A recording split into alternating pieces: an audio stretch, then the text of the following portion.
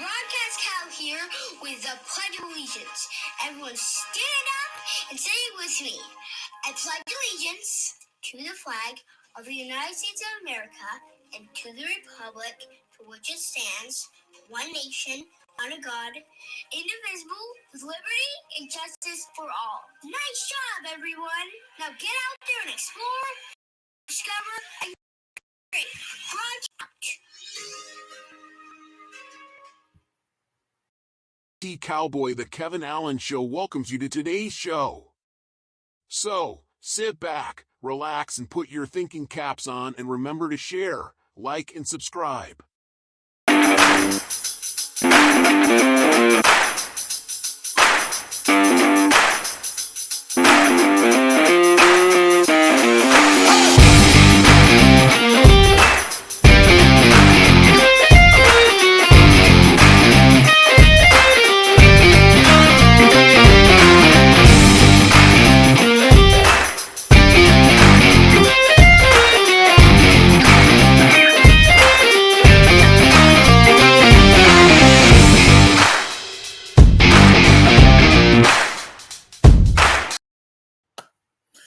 Good morning. Happy Tuesday, folks out there across America and wherever you are watching us on the World Wide Web. Right here, the Kevin Allen Show coming to you live. It's been a while since we've been doing the consistent live shows, but I'm going to tell you, I'm back in the groove.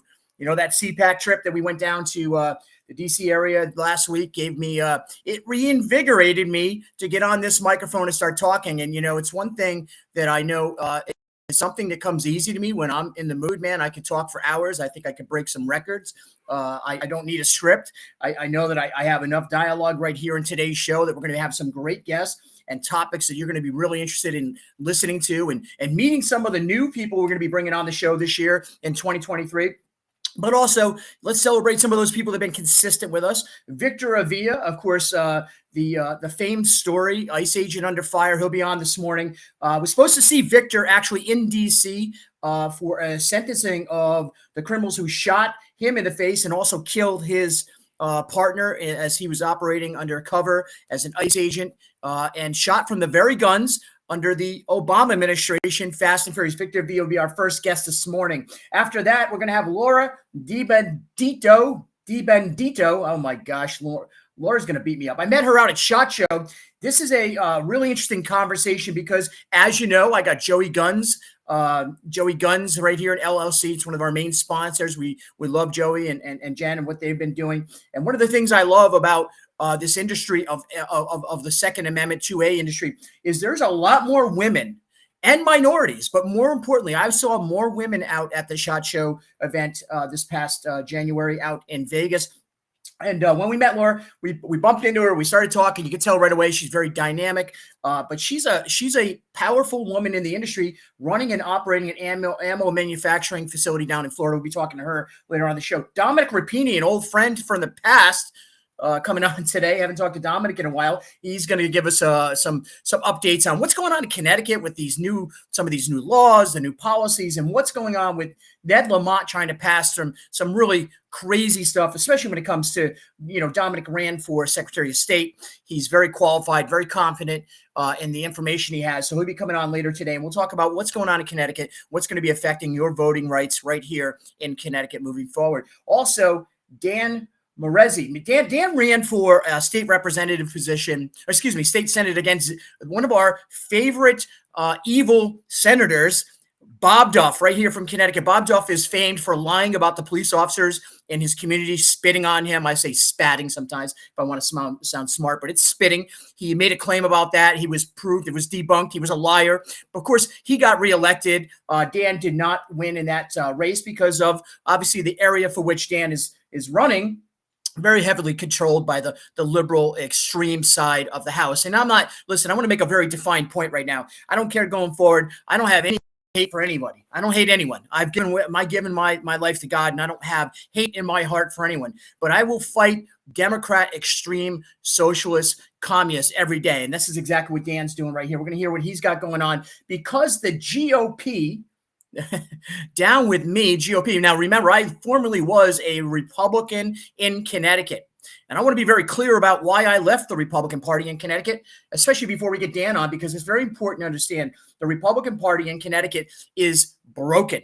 And I will guarantee if you give 5 minutes, I don't care if you are, Dan Proto, if you were Themis Claridis, if you were, Mike France, I don't care who you are, Bob Stefanowski. If you can come on this show and prove to me that the Republican Party's working, I'll do a fundraiser and give $1,000 any donation you want to donate it to. We'll raise the money. I know my people will raise the money. If you can prove to me in a conversation how the Republican Party isn't broken in Connecticut, because it is clearly broken. In 50 years, no one in the Republican Party has taken leadership.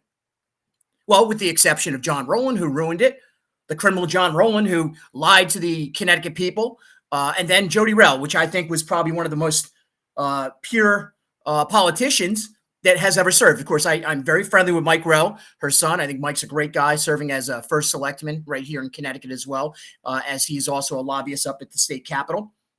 Mike Rell, actually, refreshingly, works with a Democratic partner, Jim Amon, the former speaker. I know these guys well. I know their hearts. I know they're real, honest people. And I don't think anyone that looks back on the past of Connecticut thinks what's going on today, past politics, that is, especially if you've been up to the Dome. If you served under the Dome in Connecticut, under the Gold Dome like I have, if you've seen behind the curtain, you've seen the absolute chaos that's being caused by bad policies, you'd understand as well that there's so many people that are just biting their nails, wondering when things are going to change. And Dan's going to touch on what this new move in the Republican GOP party here in Connecticut to do away with primaries for constitutional offices in Connecticut. Now, this is very clear because I got a chance to talk to my friend Lee Elsey. He's going to be coming on the show. And Lee had Mr. Proto on just yesterday. Mr. Proto, the chair of the Republican Party here in Connecticut. And he was able to ask the question about this Themis Claridis rule and whatever they're calling it out there. And I've been getting a lot of emails and contacts, phone calls, talking to the great people that form and others, and asking us if we would look into this. So we are going to look into it. We're going to look into it because Mr. Proto has been a lightning rod for controversy since he's taken office. Now, a lot of people want to tell you that Mr. Proto is this or that. I don't know Mr. Proto. He's been on my show when it was a long time ago, a few minutes, and ever since I came out and questioned leadership or questioned Themis Claridis, I've been shut down from the Republican Party. And let me be honest with you, it was the best thing that ever happened to me in my political career. To walk away, Brendan, Stocker, who we got a chance to see down at CPAC, and his great walk away, to walk away from the Republican Party here in Connecticut to become a libertarian and side up with obviously Dr. Aaron Lewis, who I thought was an amazing energy, was the experience I needed in politics. It opened my eyes to the corruption that takes place in politics. Folks, anything that's going on right now in politics, let me let you in on a little secret here. It is all about power, greed, and it only is supported by money. And we all know that. Let's not be naive, right? Money is what drives everything. But what's driving the Republican Party here in Connecticut? We're going to hear from Dan later on the show and more. I think we're going to have other people. I'm sure Dominic will want to chime in on that. And we'll have some other folks that might want to chime in as well. Of course, our producer, Mark, in the back room, he might even have a comment or two. We'll see if we let him out of the back room and get into the conversation today. But right here in Connecticut is an example of what's going on like I experienced down at CPAC. Folks, when we were down at CPAC, it was interesting. All the corporate media world that wasn't there, the Fox News was not part of it this year. Newsmax was the primary anchor station. And then there was Steve Bannon and so many other great stations, Donald Trump Jr. and Kimberly releasing their own podcasts. And I think there's a major trend going on in news media. And what that is we might have been ahead of the 8 ball. What we've been doing for 3 years is exactly what it seems like everyone out there in the space of covering these topics is going to the podcast style version. I think it's a compliment to what we didn't even realize we were in front of. I mean, podcasts have been around a long time. We didn't invent them. I get it. I'm not Joe Rogan. I get it. But I'm telling you, from the trends that we saw down at CPAC, the underground news media is becoming more and more supported by the core group of supporters. And those very people are the same people that supported Donald Trump run in 2024. So, for example, the Washington Examiner, look on, I think I reposted it Sunday night. I got an interview, got a hit piece for the is that what I'm supposed to call it? Hit piece? Is that what you? So I need Angie Wong and Victor to tell me exactly how I answer these questions because they're really experts at that hit piece and all that. I don't even know it. I just gave some comments and I had an interesting conversation with a young fellow who wanted to ask me right out of the box about Donald Trump. It wasn't about how CPAC, is it exciting here? Are you getting enthusiastic? Are you enjoying the time? What do you think? No, right out of the box, the Washington Examiner. And Mark, if you can pull up that article, I did post it. If you can try to find it for me, it'd be great. Put it right there into the comments for us. The Washington Examiner interviewed myself and my business partner, the Mountain Man from Colorado. You'll be meeting him later on in the week. And Jonathan Goldstein. Jonathan Goldstein didn't get quoted, so I don't know why. Maybe they're anti-Jew, Jonathan. Maybe they don't want to talk to the Jewish folks, but they quoted me and the Mountain Man. And in the quote, it's very simple who I am. It's very simple what I was about. But, the question kept on coming from the nice young reporter who wanted to know, about Trump. It's all about Trump. See, Trump drives numbers, folks. It doesn't matter. It doesn't matter what the content is. It doesn't matter the conversation. It doesn't matter what they do on CNN or CBS or NBC. If Mika and her clown boyfriend there, or husband, whatever he is now, the former disgraced Republican, if they want to talk about Donald Trump, it's only to drive their ratings, exactly what the Washington Examiner was trying to do with us that day. And so I gave him, my opinion, but I followed up with a question. I said, well, who are you voting for? And you know what the response of this young reporter was? Oh, I don't vote. I don't vote. I stay out of that. I stay out of that because voting would not be appropriate. Voting wouldn't be appropriate because you use your pens and your little fingers on the keyboards and you spread the word of hate and disdain towards one person and one person. You got to ask yourself, why is there so much hate and anger towards one individual in this country? What did he do? Did he destroy? Did he go out and execute little kittens on the front lawn at the White House when he was in office? Did he go out and lock up mass amounts of Black Americans? Just swept them off the streets? Did he go out and order January 6th? Because that's the claim, right? A lot of the folks in this country want to say, oh, Donald Trump. Well, listen to the words that he said. Peaceful protests. Peaceful protests. See, but CNN, the Washington Examiner, and the rest of them won't put the real truth out there. They put bits and pieces. Folks, we need one reform in this country.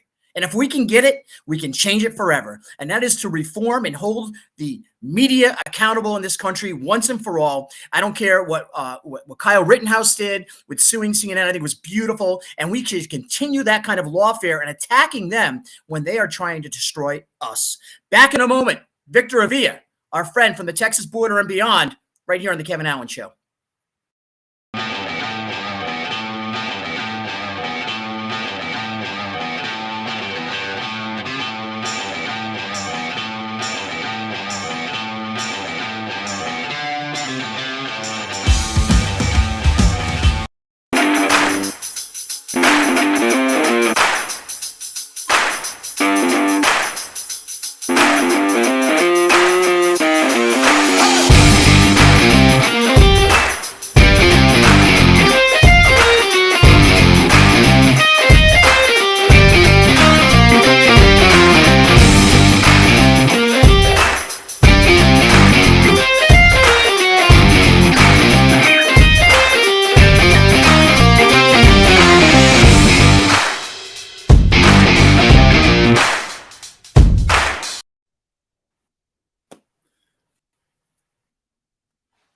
Welcome back, and here we are live on the Kevin Allen Show, Tuesday edition. Our good friend Victor Avila from the great border. I think you're down on the border today, Victor. I'm heading down there. You are, sir. Thank you so much for taking time, brother. Absolutely, lots to share, man. Lots to share today, Kevin. I know it's early. What are we? 2-hour delay with you or 3-hour? 1 hour. You're 1 hour behind me. There you go. So, Yeah, Victor, Central. we missed you. Let's start right out with this. And I got to tell you that I apologize. I should have reached out to you earlier. I was in D.C. and I remember you had said that you were going to be going to the sentencing of the individuals shot and killed your partner and shot you and left you to die, of course, with the guns given to them by the Obama administration, Fast and Furious. What happened with the sentencing? You didn't end up going to D.C. What happened? At the very last moment, the U.S. Attorney's Office postponed the hearing after I had done a lot of arrangements, not just me and my family, but with colleagues, congressmen. I wanted to pack that courtroom, as I had told you, Kevin. I had asked you to come and get all the support. Well, they canceled it. They postponed it. It's going to happen now sometime in late May. They're giving me the date of May 23rd or 24th. And the reason being is because they could not get the prisoners transferred from Colorado to DC in time, which is BS. And it is just incredible to me that they had, all these months to get the bodies over, and they didn't. And so now we regroup and do it all over again, and hopefully get this over and done with in May. Well, we will be there. We will help you cover it. And of course, anything we can do to help you, Victor, to get that word out there, tapping into any of our resources that seem to be growing. And we're really privileged. I wish you were in DC, because I would have loved to spend some time with you to kind of get to know you a little better. The first time we ever actually physically met was out in Vegas. But the story of what you share in Ice Agent Under Fire, I'm just wondering, why is corporate media not interested in what happened to you and your partner? They haven't been. Is it because of Obama and he's the golden child? It's Obama. It's the cover up between Obama, Eric Holder. Eric Holder should be in prison for what he did in Operation Fast and Furious, and the weapons that they allowed to go from the U.S. into Mexico to kill thousands of Mexican nationals and arm these cartels, but also 2 U.S. agents now, Border Patrol Agent Brian Terry, 2 months before our shooting. Then obviously the death of Agent Jaime Zapata with me on February 11, 2011. And I survived that ambush by the grace of God. And so, it's a cover up for sure. Never in the last 12 years, either the Terry family or myself have been able to obtain any documents, none whatsoever, related to Fast and Furious or my shooting, because Obama asserted executive privilege and protection on those documents. The same executive privilege that we now see from corporate media criticizing the former president of the 45th. This is the concepts that these people think they live by. They can live by, it should be good for the goose, it shouldn't be good for the gander. They are reverse of logic when it comes to these kind of exposing the truth. What can we do as the American people? I know we got more to talk about with the border, but what can we do to press this information to the media to expose what happened to you and your partner? That's the key. That's the key, is the media. The media obviously is not on our side. We have to use our own media, our own resources to get the word out. And that's what I've been trying to do, Kevin, and with help like you and others that are off of that mainstream media that will just refuse to tell the truth. And that's what it is. We're telling the truth. We just want the public to know the truth of what happens. These deaths of these agents are important because they're out there defending our homeland. They're out there. It's important for the people to know what their government is doing, what their elected officials are ordering our law enforcement entities to do or not do. What's happening with the FBI and ATF and all this mess. And it's not, I don't blame the agents on the ground. It's not them. It's the management, is this quote unquote leadership of these agencies that are just so incompetent, ideologically wrong, and a combination of both is deadly. It is, and it's obviously one that seems like the American people, they'll get in line and they just kind of like walk along and shuffle along like it's just a beautiful day. And we know the scary part is the truth is not being told to the American people. Now, the truth of the southern border right now is probably one of those lies that is most impacting, 100,000+ overdose fatalities in this country. Yet we have, put 40 billion, 80 billion, $100 billion into the Ukraine war, a border we don't touch. Your thoughts on what's going on in the southern border right now, and what do the American people need to do, in your opinion, to make sure we wake up this president? One thing is, right now, for some reason, the narrative, again, here we go with the left setting the narrative that, oh, everything's calming down at the border and it's getting better. No, it's not. It's actually getting worse. People are being smuggled into this country every day. Thousands of people continue to come in and escorted under the catch and release program of this administration. And plus, Americans are being killed. You just probably heard about the 4 Americans killed in Matamoros on the other side of Brownsville, Texas, that were shot up by possibly the Gulf cartel, and they took the bodies. These are the things that we're having to deal with. Americans being killed on both sides of the border, and Mexico's doing nothing about it. The U.S. is doing nothing about it. It's time to continue to put the pressure on this administration. Do it through your rep. Do it through the people that you put there, to demand of them, because remember, they work for us. They are there as a voice for us to get public safety and national security back under control. You know, it's interesting you say that. Now, in this country, we came out of a midterm election in 2022. We know that we're going into a local election across this country. And I want everyone to listen to what we're saying here. Go to local officials at your Board of Educations, because the impact of the southern border is affecting your education. It's affecting your quality of life. It's affecting your everything, your taxes, your economy. Go to your local officials. Make sure you demand them to have an answer for you, and make sure they're checking with the governors and going up that chain. And Victor said, you know, Victor, one of the things that we saw recently also was, the tours down at the southern border. We saw Kevin McCarthy, a large group after Kevin McCarthy was given the gavel. Where is the comparison between leadership on one side and the other? And I want to be very clear with this. I don't want to hate anyone. You know, I recently found God and Jesus in my life, and I don't want to hate, but I also want to fight for America. And we can't fight for America if we're not being honest about it. But why is there such a divide between those two parties when it comes to this issue? Kevin McCarthy down there exposing Joe Biden? I don't know what's going on. Your thoughts? Because Kevin, they've made this a political issue. Public safety, national security, human trafficking, fentanyl poisoning. How can that be a political issue? Everyone wants to be safe from those things, safe from the cartels. We should be completely united as a country when it comes to fighting that evil. How is that a partisan issue? But the left has made it a partisan issue because they have brainwashed the immigration issue, the illegal immigration issue, into all of this, and has kept the others from working and getting a real comprehensive legislation down there. Now, you mentioned McCarthy going down there. The House Homeland Security Committee will going to be hold the committee sessions on the border. The next one, March 15th in McAllen.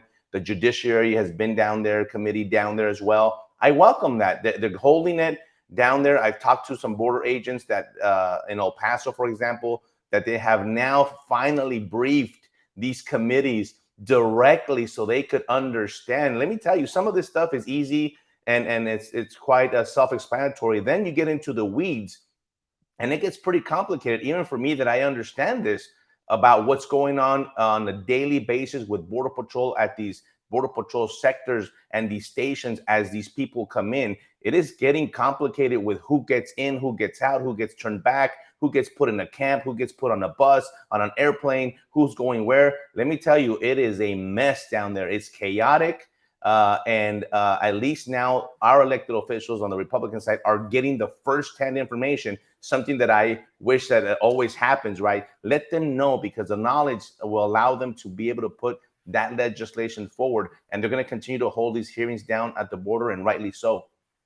Interesting. And so I know we've been really, really waiting to get together down there. And I do have some conversations going on with Raven, some of the other folks from down there. I would love nothing more to be able to get down there with you for a few days or a week and do some live streaming coverage. So we're going to continue to work on that, Victor. I know it's my side, not yours. I'm going to let you know when we come up with some solutions. But I want to ask you, Victor, where can people find you if they want to follow you? I know you're on a talking tour. You do hit pieces. Now, please, let's stop for a second. I don't know this because I'm not a professional media person. I did a lot of interviews down at CPAC. I'm not used to. Is this a hit piece, what you're doing? I don't even know what this is. This is a hit for me. Right, this is a hit. Man, you're educating me, brother. I texted my people like, I got a hit with Kevin Allen. So here's the thing, and I have some breaking news here for you. Kind of breaking because it's going to go live in the next 24 hours. But I'm running for Congress, and it's time that.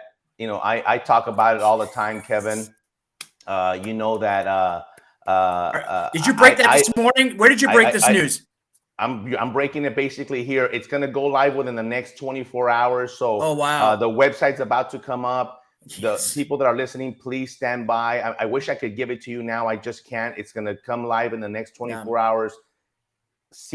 Congressional District 23. Yes, on the border from San Antonio to El Paso. I'm born and raised in El Paso. I've lived in San Antonio. You know how much time I spent down there. They know me, and no one that's running on this race. By the way, we're challenging the incumbent, and his name is Tony Gonzalez. And do your homework.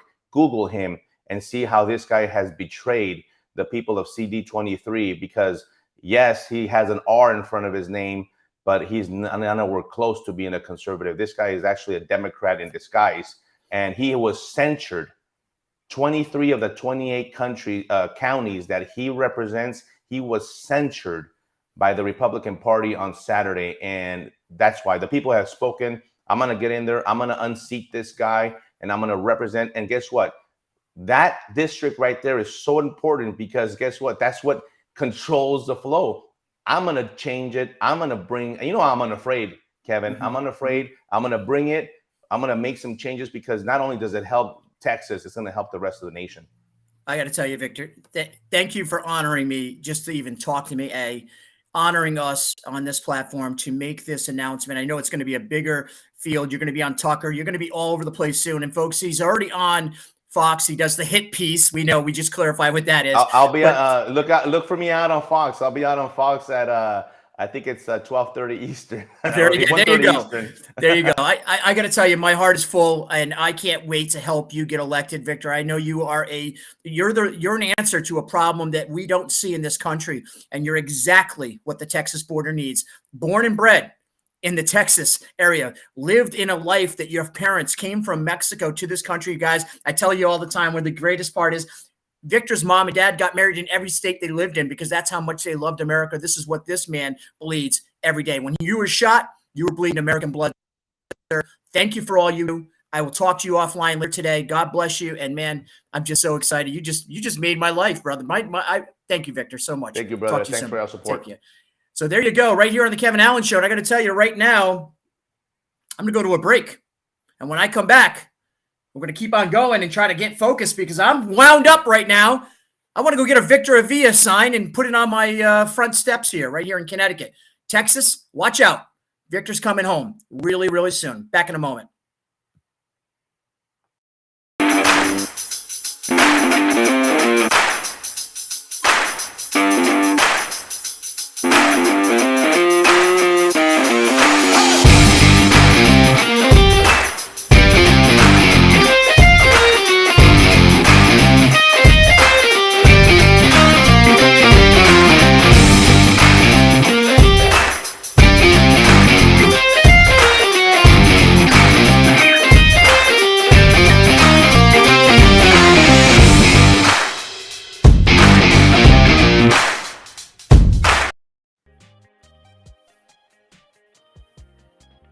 Slow it down a little bit after that exciting moment. Let's talk about buying something that might change your life, might save your life as well. Joey Guns, I'm wearing the shirt today, and sponsor right here on the Kevin Allen Show. We're proud to have them be a part of this journey. Joe and Jen, no matter what, be a part of what we do as we travel around the country. We love repping that, and we got some big news for them. I told Joe today, we've been talking to some folks about bringing the circus back to Connecticut. I don't know if it's a circus. It's gonna be a fun time. If this thing can all work out, we're gonna have a great time over at Joe E. Guns LLC. Go check them out at 121 Norwood Road, Plainfield, Connecticut. Give them a call if you got a question anywhere. 860-317-1157. Got a great selection of all the ammunition and guns and everything else you want. Go and check them out today. Patriot Cigar Company. Proud to be a part of this as well. Alan Jacoby's going to come on Friday. I can't believe Victor just announced on our show, Mark. Right? I know you're in the background. Victor Avila, please blast that everywhere. Get those fingers working, Mark. Put it out there. We could break the news right now. Texas News doesn't even have this. Get it out there, Mark, on Rumble or whatever you do. He's on Telescope and Rumble. Patriot Cigar Company. Go and check it. If you like we talked about before, this is Alan Jacoby, of course, The Great Divide. That's how we met Alan. Then he started the Patriot Podcast Network, which we are live on right now. Go to your Roku app. You can download it anywhere. You can watch us live, 10 a.m. to 12 p.m. Currently, those are the hours. I don't know if they're going to change. Going to put that in some other people's hands. Patriot Cigar Company has a wide selection of quality cigars, and use the promo code Kevin Allen for a discount on all your purchases. Go and check them out today. I am a proud member of the POB, Patriot Owned Business Net. Go and check them out at patriotownedbusiness.net. POB is a great group of businesses started in Texas, moving across the country. If you are a company or a small business or a big business and you're a proud American, become a proud member of POB, sign up. I don't think I have a promo code over there, but it doesn't matter. I'm a proud supporter of these guys. They are great people. They've been a good support for us when we were coming up last year and doing a lot of Texas coverage. Go and check out POB today. And if you are a small business, you want to get with other Patriot-owned companies, join them today. Pour the finest coffee. I'm going to tell you, I got a chance to have Jack send me out a new brand packaging, and it looks hot. Pour the finest coffee. It is the finest coffee. And I know Mark back there, he's like, where's my cup? All right, well, I'm going to get some cups of coffee. I'm not going to get you a cup, but I'm going to get you some coffee to put in your cup. I'm not going to make it for you, Mark. You can make it yourself. But the Finest coffee is good quality stuff. Go over to their website, pourthefinest.com. Use the Kevin Allen promo code. You get a discount on all your purchases over there. Top-notch quality coffee. And, guys, if you support law enforcement, men and women who served in this craziness of the world in law enforcement like we do, go and check them out. They'll give you a discount, $1 off every bag you purchase right there at Pour the Finest Coffee.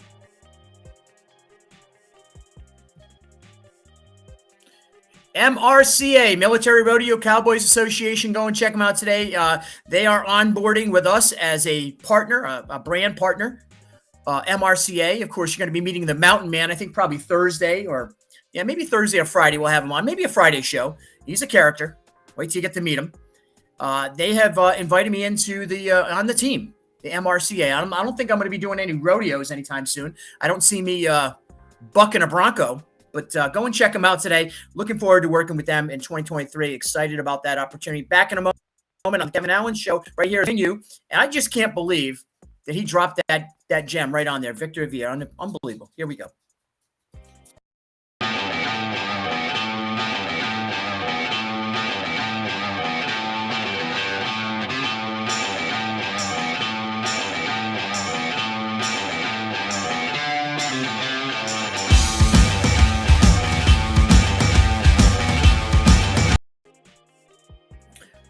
Hey, welcome back. Let's get rid of this love music and let's bring Mark on, our guy in the back room, the guy that does the live producing right here during the live shows. Mark, of course, Mark is an avid hunter. He loves to go, not hunter, but he goes out with his bird dog. And we're talking, of course, about the country and all these things that are going on. And you love hunting, you love your quality of life, you love freedom. You love freedom, right, Mark? Simply said. You love freedom. You don't even need to say anything. You love freedom. And I ask you, when you hear somebody like Victor, whose family came here to get away from Mexico many years ago, Victor grows up in America, doesn't turn his back on America, sees the American dream, talked often about and read his book, Agent Under Fire. You'll hear the story of how his parents created a dream, the real dream of America. And now today on this very show, we get the announcement on this show that he's going to be running for Congress. That's pretty crazy, isn't it, Mark? Yeah, my mind's still blown. We kind of knew something was happening, but I wasn't totally off guard today when Victor just dropped that in our lap, and definitely feel honored we're the first to break it. Well, he's going to be on Fox News at 12:30. Make sure we tap into that so we can reprogram or post that. Victor is a friend of the show. He's been since the beginning. Of course, we owe that to Kyle Reyes, our good friend, who will hopefully get back on again. Kyle's a rock star now. I don't know if we can get Victor who's going to run for Congress. We can talk to Marjorie Taylor Greene. I cannot talk to Kyle Reyes, so I don't know what's wrong in the world, but that we'll figure it out. God will make sure we can. Contacts. We'll get Kyle back on. There you go. Get Kyle back on. So, so many conversations that we rattle off with Victor. Certainly the border issues. Certainly the media issue, which I want to get into with you as we're waiting for our next guest. And I don't know if what time is she scheduled for? I'm looking. I thought it was like Yeah, maybe 11. I don't know. 10 between 10:30 and 11 at some point. So we'll wait for Laura DiBenedetto. DiBenedetto. She's an ammo manufacturing professional who's out of Florida, and she was out at SHOT Show when I met her. We're going to get her story about what's going on in the ammunition and gun industry. Of course, there's a lot of challenges always to that. We see our own Senator Chris Murphy always levying some kind of claim against the gun industry and trying to shut down. And these are jobs, by the way, folks. These are created jobs that, people are feeding their families and there's an economy from, but yet the politicians of extreme would love to shut people like her down. We're going to talk to her later on the show. Dominic Rapini and, of course, Dan Marezzi, who ran for state Senate here against Bob Duff, will be on the show as well. So we talk a lot about media. Mark, when we talk about media, you have a clip that we're going to play, I think, tomorrow, or maybe we're probably not going to do it now because I don't want to tie up the line here. But we had a clip from, actually, you know what, Mark? I'm going to go right into this right now. So we'll get it ready for tomorrow. If you're ready, sit down. And folks, Mark put this up in the stream here for me to look at. And this is from Tucker Carlson. And this is a little bit of what happened on January 6th. We're going to get insight with footage that shows you what was actually happening inside the Capitol. The footage does not show an insurrection or a riot in progress. Instead, it shows police escorting protesters through the building, including the now infamous QAnon shaman. Watch. These are the pictures you've seen of January 6th. They're familiar because they've been playing on a loop on every media outlet in America for the last 2 years. There's a reason for that. But it turns out there's quite a bit of video you haven't seen. And that video tells a very different story about what happened again and again. But the overwhelming majority weren't. They were peaceful, they were orderly and meek. These were not insurrectionists, they were sightseers. Footage from inside the Capitol overturns the story you've heard about January 6th. Protesters queue up in neat little lines. They give each other tours outside the Speaker's office. They take cheerful selfies and they smile. They're not destroying the Capitol. They obviously revere the Capitol. Let them silence your voices. After the rally, they walked down Pennsylvania Avenue, where organizers had secured a federal permit to hold a legal rally on the grounds of the Capitol. I know that everyone here will soon be marching over to the Capitol building to peacefully and patriotically make your voices heard. Once at the Capitol building, things began to get chaotic. Capitol police officers fired tear gas into the crowd. A few at the front of the herd broke windows. Someone opened the doors, and many hundreds of others just walked in. They're going to make that the story. Of course, they did make it the story. And at the center of it, the single most famous person arrested that day was a Navy veteran from Arizona called Jacob Chansley, often referred to as the QAnon shaman. The so-called QAnon shaman. QAnon shaman. Someone named Q Shaman. Jacob Chansley became the face of January 6th, a dangerous conspiracy theorist dressed in outlandish costume who led the violent insurrection to overthrow American democracy. For these crimes, Chansley was sentenced to nearly 4 years in prison, far more time than many violent criminals now receive. What did Jacob Chansley do to receive this punishment? To this day, there is dispute over how Chansley got into the Capitol building. But according to our review of the internal surveillance video, it is very clear what happened once he got inside. Virtually every moment of his time inside the Capitol was caught on tape. The tapes show that Capitol Police never stopped Jacob Chansley. They helped him. They acted as his tour guides. Here's video of Chansley in the Senate chamber. Capitol Police officers take him to multiple entrances and even try to open locked doors for him. We counted at least 9 officers who were within touching distance of unarmed Jacob Chansley. Not one of them even tried to slow him down. Chansley understood that Capitol Police were his allies. Video shows him giving thanks for them in a prayer on the floor of the Senate. Watch. Thank you, Heavenly Father, for giving the inspiration needed to these police officers to allow us in this building. Contrast the reality of what Jacob Chansley did in the Capitol building on January 6th, the indisputable facts recorded on video, some of which has never before been seen, with the depiction of Jacob Chansley that you've seen in the media for more than 2 years. He's a terrorist, they said. He should be killed. Shoot him. shoot him. Like, if you burst into the United States, if he was dressed like bin Laden, would you have shot him? Shoot him! Shoot him! It makes you wonder, who are the violent extremists here? Not Jacob Chansley, and the video proves that. But you would never have known from the media coverage. The people sitting in the chairs need to be sitting in a jail cell. Chansley is in a jail cell. He's been there for months. If he was in fact committing such a grave crime, why didn't the officers who were standing right next to him place him under arrest? Until now, no one could even prove that even happened. But it did. We're going to digest this surveillance video from the U.S. Capitol on January 6th in pieces tonight. We're going to show you more in just a moment. But first, we're going to pause.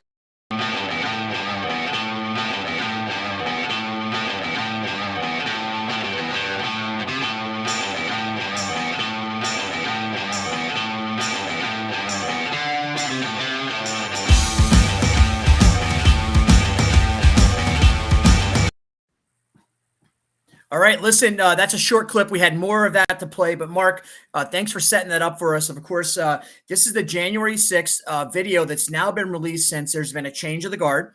Under Nancy Pelosi, a lot of this evidence was suppressed to be released. Now Kevin McCarthy and this new group of folks that are in charge in D.C., in Congress, and these hearings are releasing the information to the people. Mark, what's going on out there in the underground web about these tapes being released and what Tucker's talking about? What I could figure out what's going on underground in the alternative universe of truth is everyone's actually very excited. They want the truth to come out. The American people deserve the truth. And the 2-minute or 30, whatever, how many second clip we just showed, it shows whoever the Q shaman. I studied Q for a while, trying to figure out, for our own research for show stuff. I've never heard of a Q shaman, which is mainstream media trying to hijack something positive to go negative for their narrative. But you could see him walking in. I believe Tucker said 9 police officers. Mm-hmm. You telling me 9 guys with tasers, everything, they couldn't have taken him down? They let him do it. It seems like what we were able to see, and here's the crazy part, because one of the biggest takeaways for me was, first of all, let's say this: anyone that did any damage, anyone that broke anything, they should be charged. If it's a misdemeanor charge or a felony charge them. Okay, I don't care. I'm not going to defend even my brother who might have broke the law. We can't do that. We can't be better than the law, right? We can't be better than what's right or wrong. And so that's got to be said first and foremost. But the facts of the matter, that is a small percentage of the people that were there on January 6th. I've been hearing this common thing. Dawn Matos has been on the show. I've talked to people, who've been on the main stage that day. Jeremy Leggett from Florida, he was on the main stage speaking on the same stage that Donald Trump. Alex Jones, of course, was there. There's Roger Stone was there. There's lots of people that were there that day, right? Only a small percentage went into the Capitol. And it looks like in this video, Mark, that they were being walked around by tour guides.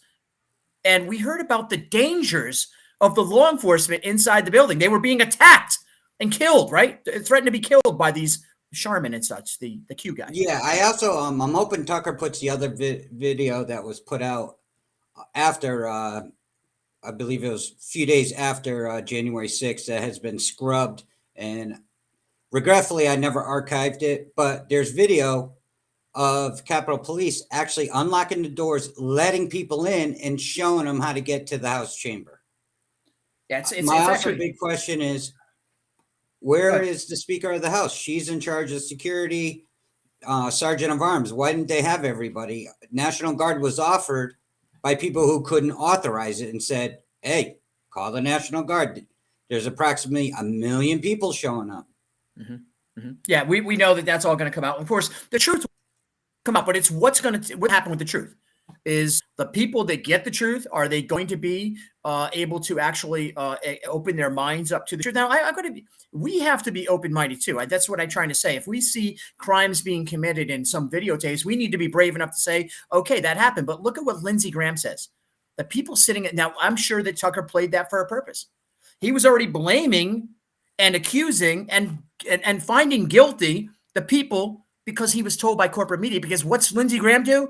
He's a part of the problem in America's politics, folks. And this is what you're going to be exposed. This is not Republican and Democrat. Don't get confused by this one moment. This is about Republican and Democrats. It's about swamp and real. It's about honesty. It's about truth. And we don't get it from corporate media, Mark. It's so disappointing. Thank you for putting that up with us today. We'll be back in a moment as we continue on. Got more guests coming on the show, the Kevin Allen Show. Mark, we're going to cover that fully tomorrow, and we're going to get ready. We're going to put together a little, I guess, a group of these videos so we can actually sit down. We'll get a couple experts in that may be able to comment on the things that took place down there, and we'll make sure that's a full show coming up really soon. Yeah, guys, it might. I was trying to do it tomorrow, but it might give me a couple days. I have trying to reach out to some people, and we're trying to coordinate to bring some special guests to help us break all this down. Very so good. I'm waiting on them to respond. Thanks, Mark. Back in a moment. Kevin Allen Show.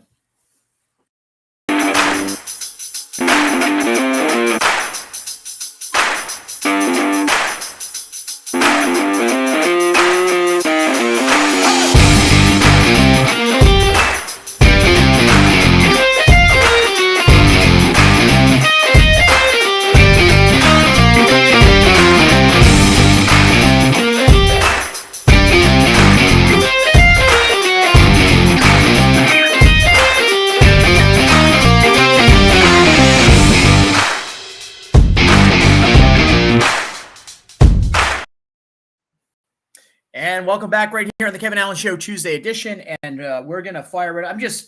I'm still like just flying high from our good friend Victor Avila just announcing that he's going to be running for Congress. Of course, the race that he's talking about, he'll be running against a Republican, and we'll get all that together for a future show so we can break that down. But it's pretty amazing. I got to tell you right now, Victor's got a good energy. I know he is well loved and revered by all of Texas, by the people in the communities that he actually has been down there covering and supporting. And I think one of Victor's greatest attributes is he's who he doesn't change. He is so pure and honest about his situation. But then again, they'll think about it. He was shot in the face, folks.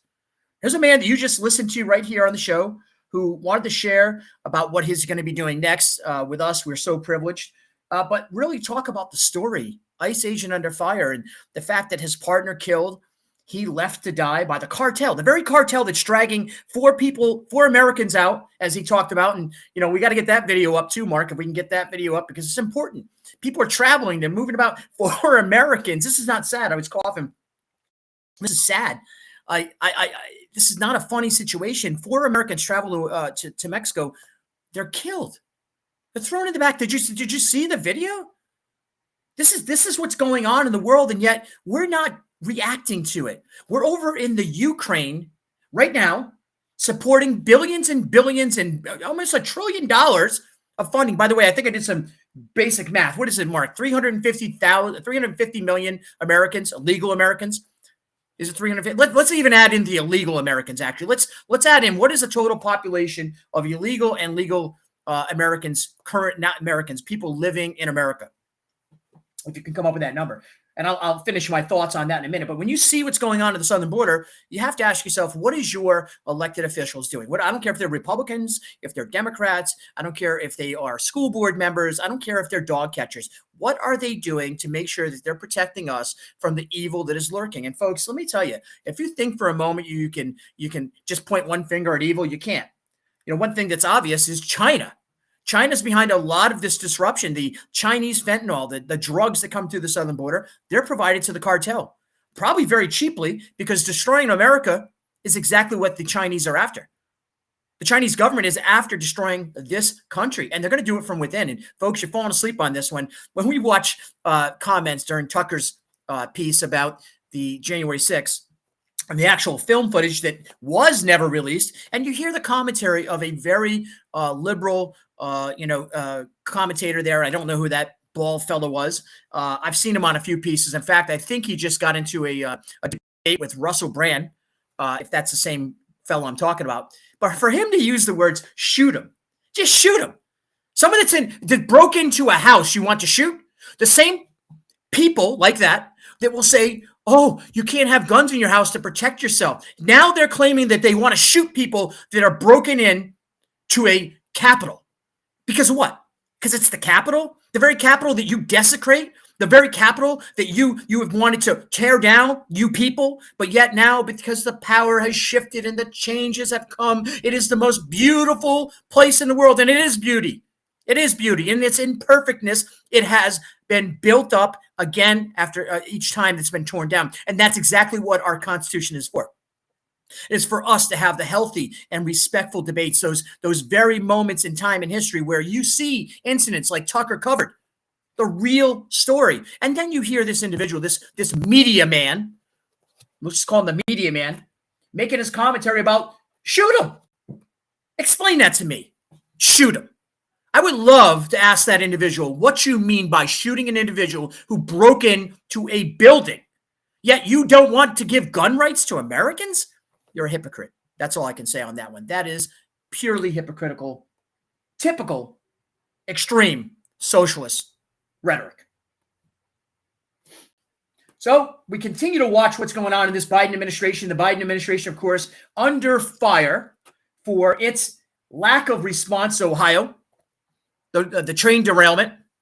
Oh, Mark just gave me a number here. In population counts in America today, 3,332,278,200. So 332 million. We'll call it 340 million people. Well, Mark, if we did some math based on the numbers, right? Listen to me. If we did some math based on the numbers of population, we could give every American and non-American who lives in the country $1 million each and still have more money left behind for the American border and everything else for the money we've given to Ukraine. How much money have we given to Ukraine? How much money has Congress given to Ukraine? So listen up, folks. I don't care where you are in the United States of America. You're in the if you're a homeless person, if you are living in luxury, could you use an extra $1 million? Could you use an extra $1 million maybe to put into infuse your lifestyle? I mean, think about the rich country we'd be, right? Everyone would have iPhones and coffees and smoke cigarettes and drive cars and get a Tesla. I mean, we'd all burn through the money and like a bunch of crazy people. But why is it that this country can't protect itself? Why is the very foundation that these people take an oath to do, they avoid? Why is it that on the southern border, we don't have any near the attention that we have in a border that we don't touch, but we lead NATO? Why is it? Did you ever ask yourself? I mean, you all take this information that's shared to you by your corporate media stations and you regurgitate it. You push this agenda forward. And why? You know why, right? Because it's easier to sleep at night that way. It's easy to sleep at night. It's just like what Jack Nicholson said on the stand. You need me on that wall and you want me on that wall so you can sleep at night. It's more comfortable to know that the lies that are told to you by maybe your team or the other. And by the way, let's make sure we make this very clear. Republicans and Democrats all lie. They are all liars. The swamp doesn't differentiate between the liars. You can go back in history with the Bush-Cheney family. You can go back in history with Mitch McConnell. You can look at what with many of these people, the Bill Clinton era. You can look at the Obama era. You just heard from Victor Avia that Barack Hussein Obama sealed the documents on the very information that could help convict the person who shot him in the face and killed his partner. Folks, ask yourself why. Why is that? And believe me, when Victor gets to Congress, he's going to fight to overturn that. He will do what it takes to make sure that is overturned, and we will support him along the way as he does that. Mark, you're looking on those numbers? Okay, so Mark's going to look up the numbers on that because I think every American should be asking the question, why are you giving this money to everyone else in the world? You know, I broke it down. I think last week I put out a chart of the countries that get the highest number of taxpayer dollars, American taxpayer dollars. And by the way, those taxpayer dollars, they're just pretend. We just make them up. We just throw money around. We print it out. We have great printing machines and they print them out and they just send the money everywhere. Oh, we're going to give you millions. We're going to give you billions. We're going to give you here. Israel's on the list. I don't care who's on the list. If America's not the priority of funding for security, then not one country abroad or anywhere in this world should we be supporting, bottom line. And I'd love to hear why you disagree with me. I'd love to hear why you think I'm wrong to protect our border. $112 billion in cash. Okay, can we all get, we almost can get what, $2 million? How's that divided into two? What does that break down to per person? I'd love to know that. That's the number we need to put out there, is every American can have this amount of money if we took the money from the Ukraine and put it into the Americans' hands and the economy here in this country. Imagine that. Imagine if a politician got up and said, I'm going to give every American this much money because we suffered from the China virus that now has been exposed. It came from the Wuhan lab. And that, of course, corporate media didn't want to tell us anything about that. Closed down our churches and our community centers. Closed down schools where our children, now this group of children that 2 years of their life have been changed, the children that were coming into their informative years, speech problems now, all the issues that came with this. But we had to shut everything down. We had to shut everything down. And we couldn't look and focus on the real place where it came from.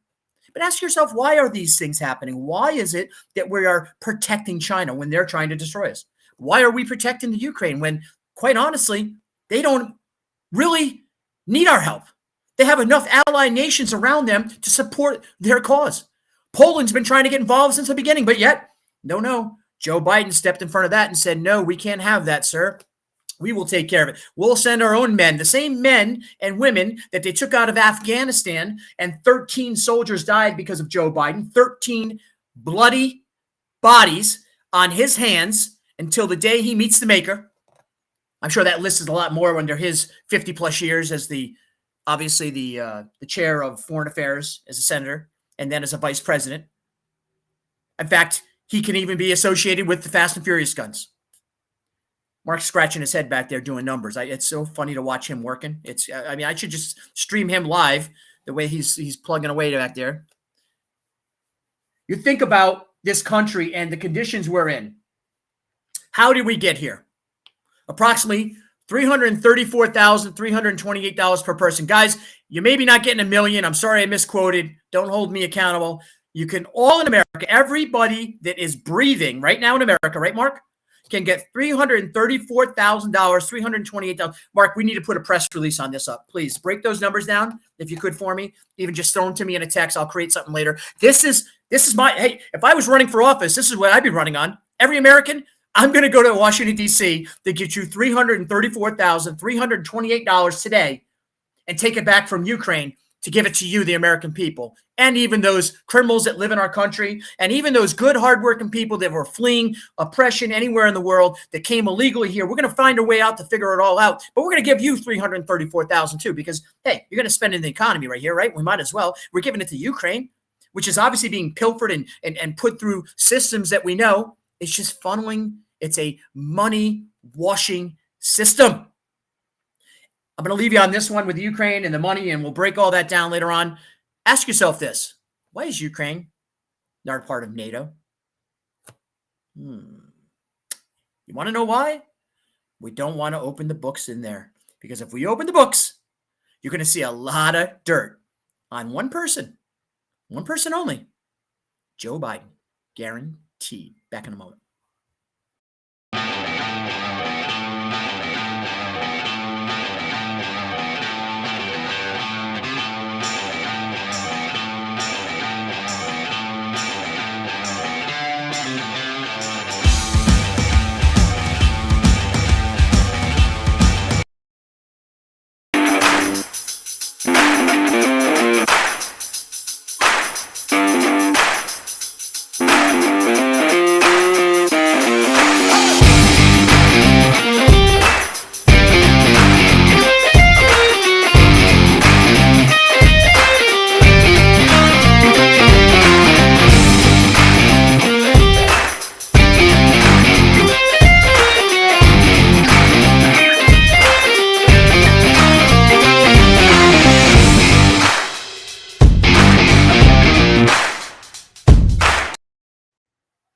And welcome back right here as we are going on with today's live show. Great energy, I think, today.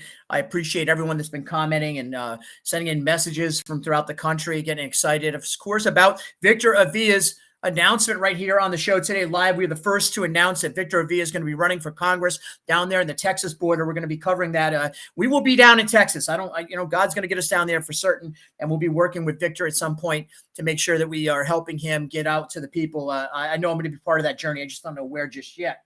Talking about China, one of the biggest concerns about China right now is China has really been bold and brave about being, brazen to a point about their position in the world. And I think they've been empowered by this current administration because of that relationship between China. Of course, we know the corruption claims against Joe Biden, of course, even further along with Hunter Biden, Joe Biden's brother, of course, involved in corruption, at least claims against that as well. All that is going to come. Listen, if anything, it's all going to come out. And maybe the worst nightmare for the people in this country, like the Biden administration or the Clintons or any of that, is Elon Musk. Elon Musk is dead set on exposing. See, he bought the keys to the castle, and Twitter was really a warehouse of information for this country. And what I mean by that is, every thought and brilliantly, maybe or not, Donald Trump used Twitter as a personal thinking pad. All his thoughts came out on Twitter. Whatever it was, Donald Trump, I get that. I do a lot of, I exercise sometimes a lack of control when it comes to releasing information. You look at what happened during that time period. Donald Trump was out there tweeting. Well, guess what? When you get the information like Elon Musk has now, he's about ready to let some things go. And one of the greatest parts about it is he's going to talk about China. Elon Musk is going to talk about, all the politicians that were, getting favors from Twitter. He's going to talk. This is coming from Twitter. I watched Chris Rock's his Netflix series. I'm going to tell you right now, he's funny. I love Chris Rock. A little bit of everything. He kind of hit everybody in the face, no pun intended, with Will Smith. But I love the fact that he kind of went on everybody. And I think that's exactly what I need to do. I don't want to hug you because I sit and side with you on 80% of the stuff. If we disagree on some things, we got to have that challenging conversation. But what Twitter is doing now under this guy, Elon Musk, is they're exposing all the facts and reality. Twitter was suppressing information, folks. They're just a small piece of what's going on in the media world today. And we're going to see so much more. But most of all, the Epstein files. That's right. If you haven't heard recently, it looks like our good friend, we'll call him our good friend. He's not my friend yet. He doesn't know he's my friend. And I'm talking about Elon Musk, that is. He doesn't realize he's my friend, but he's actually in positioning to release all the information on the Epstein files that are part of Twitter. And I'm going to tell you, that is going to be a very, very interesting release. And I think it's going to be eye-opening to the American people. Back in a moment, our guest from Florida, the rock star in the 2A world, the ammunition world. I met her out at SHOT Show. Laura is going to be lighting up the screen here in a moment, right here on the Kevin Allen Show. When we return.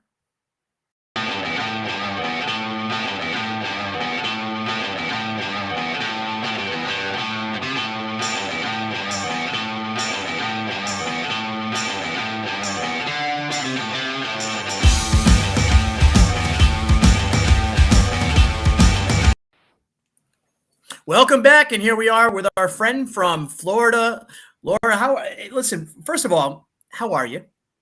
I'm good. How are you? I'm good. I'm good too. Listen, so I'll set this all up for you folks. And we met. I love seeing you again. Do you know how happy this makes me to get to see you again? Me too. It's a good, the good feeling is connecting. Like, I know you travel, you're a rock star. We're going to talk all about your rock starness, but let me set up. So we're at SHOT Show and we're all commiserating. I was out there with the hunting show and I was doing the things with Kyle Reyes and moving around and seeing great people. We walk over and we're sitting there and we're talking with some folks, and all of a sudden somebody bumps into me. Next thing you know, we start talking, and Laura, you kind of had this thing about you. You just kind of took command of the whole crowd of people around us. And I asked you what you did. Of course, I'm always looking for guests. And you said that you are in the world of course, SHOT Show being a gun and, 2A boys. You're in the ammunition world. Let's, first of all, introduce yourself to the people here on the Kevin Allen Show. Sure. Well, hi, everybody. I'm Laura DiBenedetto. I'm the CEO of Sovereign Ammo. And I passionately care about sovereignty, your right to protect yourself and your family, and this country, God, family, liberty. Yeah, all of it. Let's get a big piece of meat and wrap ourselves in a flag. And I feel like that every day. But you and your husband, that's the American dream, right? We're all gonna be eating some steak wrapped up in a flag. Of course, that's what they see on CNN. But you and your husband started this business in Florida. How long ago? We started our business in we started it kind of in formation of idea in 2020, and then we moved to Florida in 2021, the very beginning, and then we started working on it to get the FFL, which takes a long time when you don't have real estate. You need the real estate. So we started looking for real estate. God, what a headache. So it took us actually 9 months of like earnest looking for real estate to even find it. Once we did, then we got our FFL like 3 months later. So it was like a full year of like hurry up and wait. It was very frustrating. But then, we started like really meaningfully getting going last year. So not a straightforward answer to a very simple question, but I tried. No, but you got involved. It was the COVID era of lockdown, and we're all going through these struggles. A lot of businesses, obviously, a lot of companies went out of business. A lot of people struggled during that time. You found a way to enter the industry, and I think that's the amazing part of the story. You figured it out, which is exactly what entrepreneurs do. You're a hustler though, an entrepreneur. You did you tell me you were on TED Talk or no? Yes. You're getting on? So how do you go from? I mean, I don't know your story. Let's share your story. How do you become a rock star in the industry you're in? Well, I mean, I've been kind of busy ever since I was 19.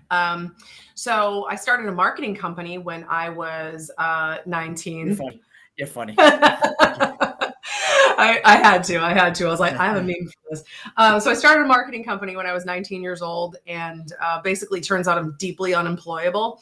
The reason I'll never go to hell, Kevin, is because they're afraid I'll take over. So heaven is where I'm going. But yes. I just found it like really hard to get a job. So I started a marketing company. And I'm so glad that I did, because it really put me through my paces, taught me about entrepreneurship and taught me about sales and about leadership, and not just managing people and telling people what to do, but like inspirational leadership and servant leadership and stuff like that. After 19 years of that, I was like, yo, I'm tired. So I retired, and, I was able to get someone else to run the company for me. Thank you, Jesus. That is awesome, because I don't want to do it anymore. And then I ended up, retiring, but then discovering, oh my gosh, I forgot to pay attention to my well-being and to my joy and all of this other stuff that's, kind of important, and I never paid attention to it. So I got pissed off about that. And I'm like, well, this sucks and this won't do. So what is it that happy people have in common? Because whatever the hell that is, clearly I don't have it. So I started going down the rabbit hole. Since I was retired, I had time. And I discovered like what it takes to truly make a person deeply joyful and happy from like a psychological perspective.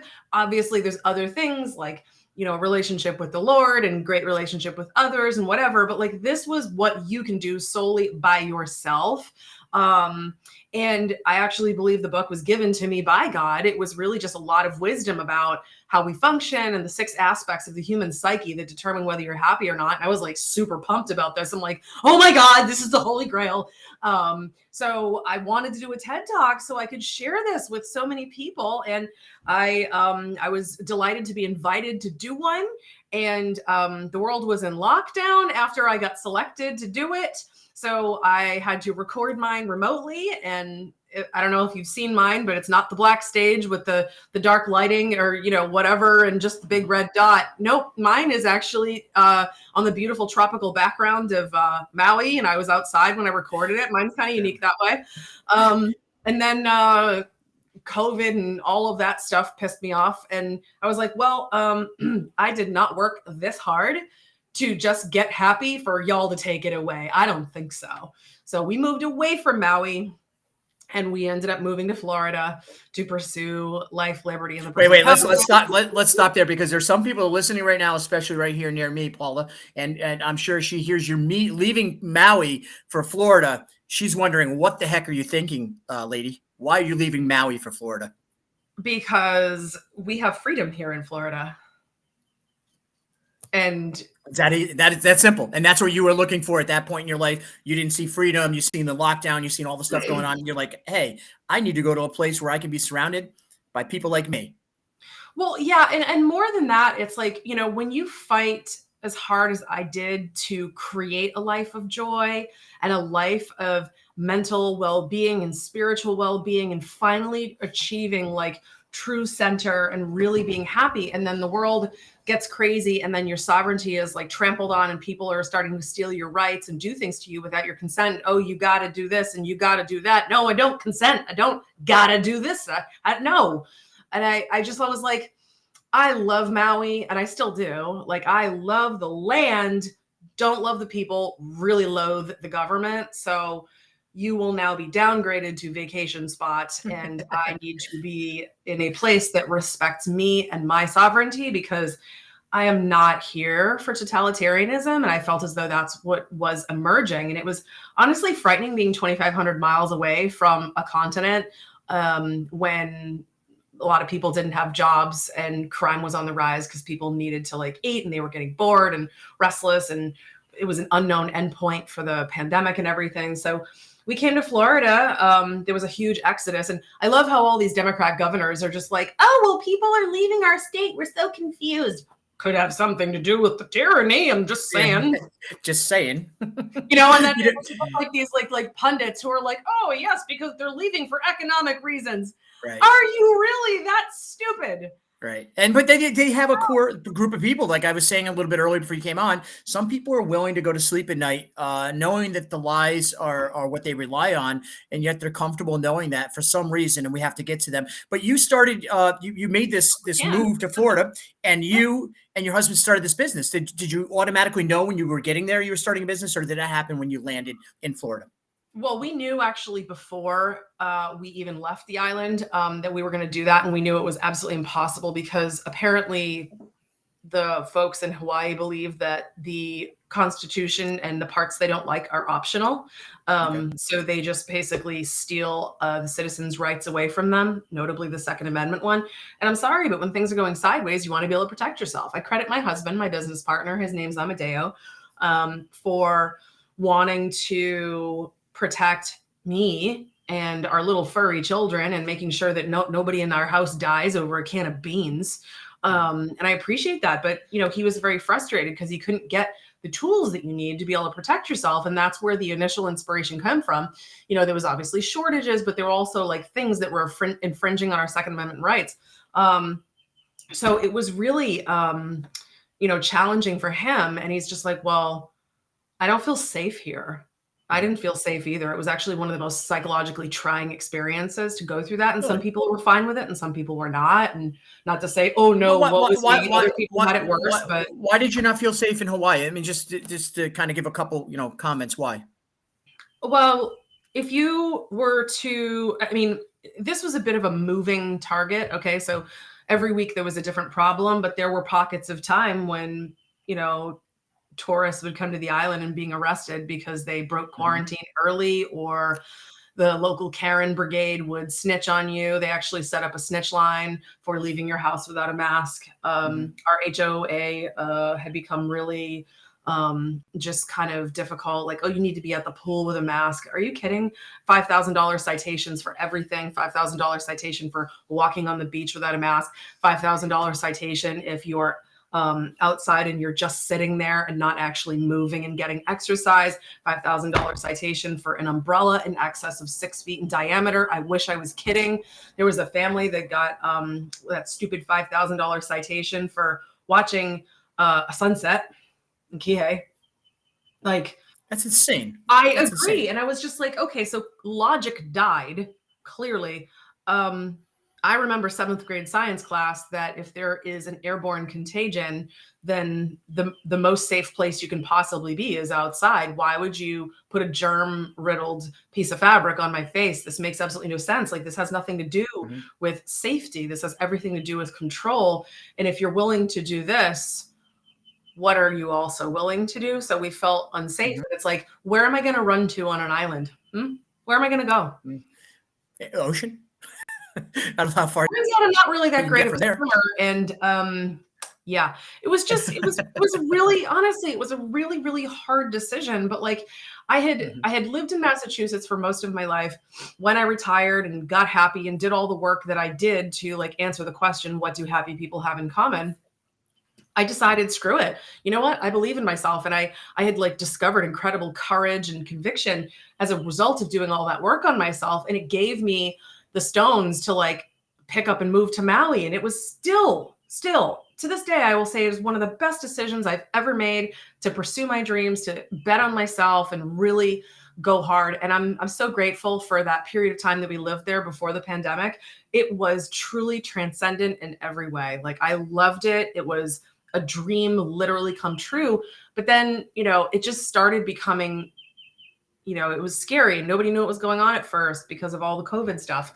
And then people were just, I think, you know, being abused by the local government. And I think there was a lot of money that was meant for the people that was stolen.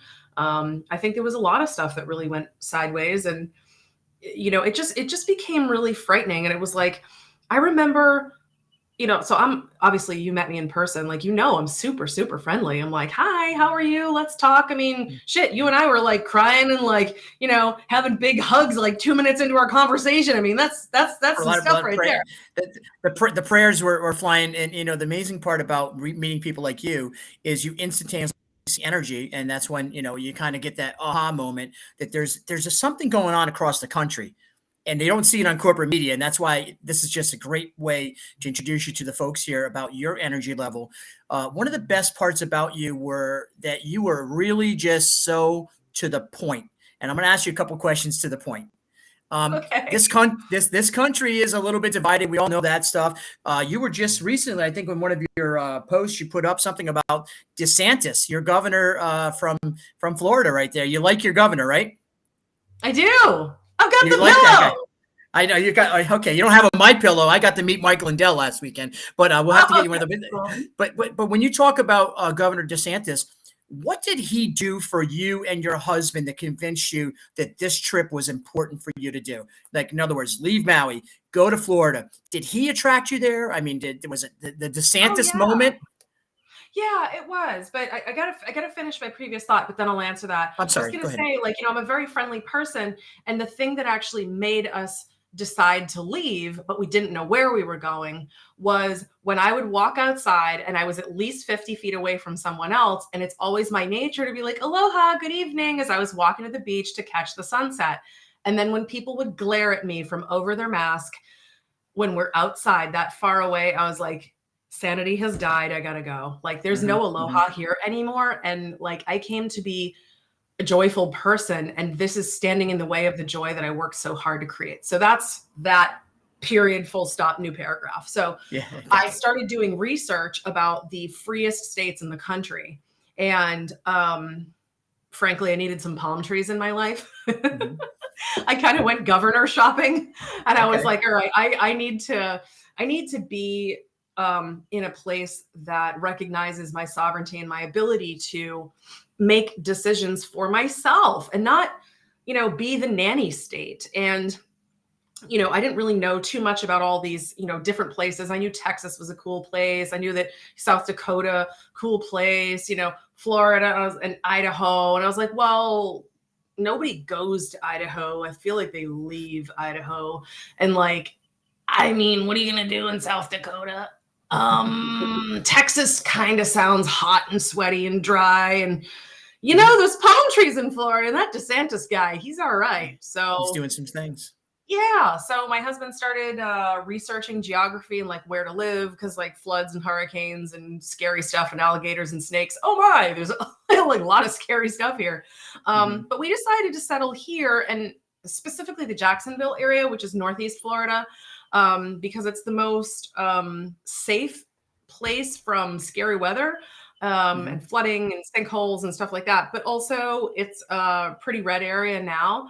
We just wanted to be left alone. And at the end of the day, if you tell me there's something deadly out there, I don't need your help. My own desire for survival will keep me safe. Like, don't tell me how to do this. I got you. Like, it was good. So like DeSantis, like I know there's a lot of people who are like, oh yeah, DeSantis, he sucks, desanctimonious. I'm like, you know what?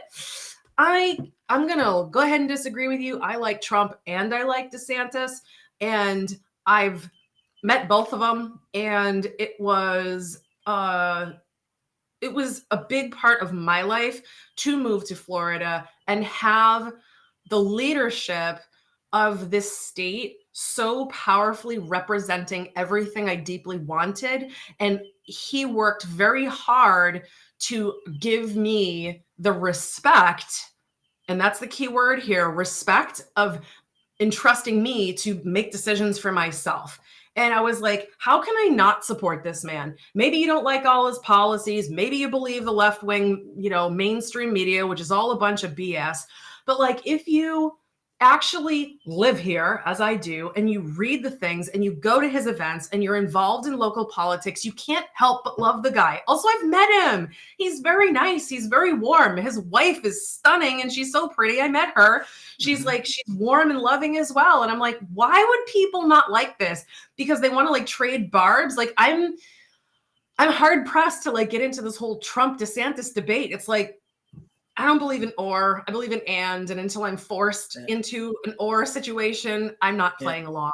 I love. I get it. I agree with you, and I think Trump and him will figure it out. I think it's all to get the this whole media driven conversation stuff. But I do want to say to you, you're a long form interview, and what I mean by that is like podcast, turn it on at night and evening, and let's go ripping into a lot of stuff because this daytime show, I apologize. I wanted to introduce you to the people that watch the show, and of course you to us. I want you to come back and explain a lot more about how a lady like you gets into a position like you have, you and your husband. Of course, I want him on too, because I want to hear his side of the story of how you guys are cool. so. I like him.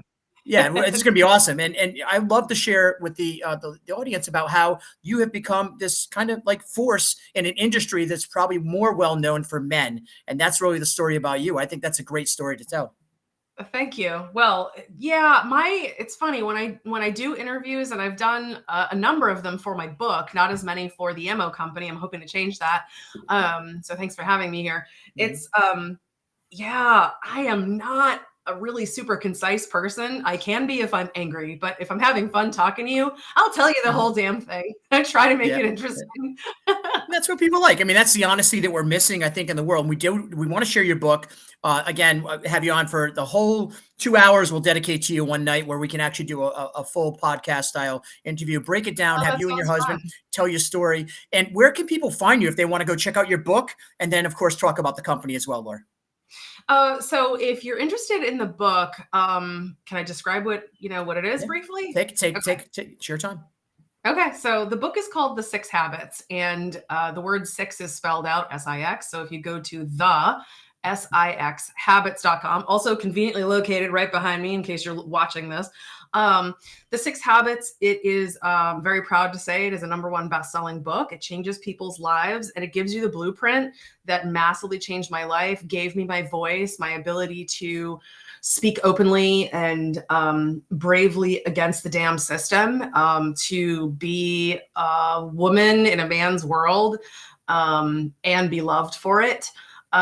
It's really changed my life. So the book, The 6 Habits, is something that is a very pragmatic, practical, no BS, not talking down to you, simple way to learn how to love yourself, love life, and to grab life by the short and curlies and live well.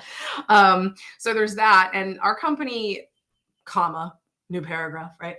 Our company, Sovereign Ammo, is at sovereignammo.com. Sovereign can be tough to spell, but it's EIGN. Just remember that, EIGN. Sovereignammo.com. The word sovereign actually means quite a bit to us. It's in reference to the Holy Sovereign, the Lord. It's in reference to the sovereignty that He has bestowed each to us of all of our gifts and our abilities and freedoms to love each other and love the planet and love Him and serve Him.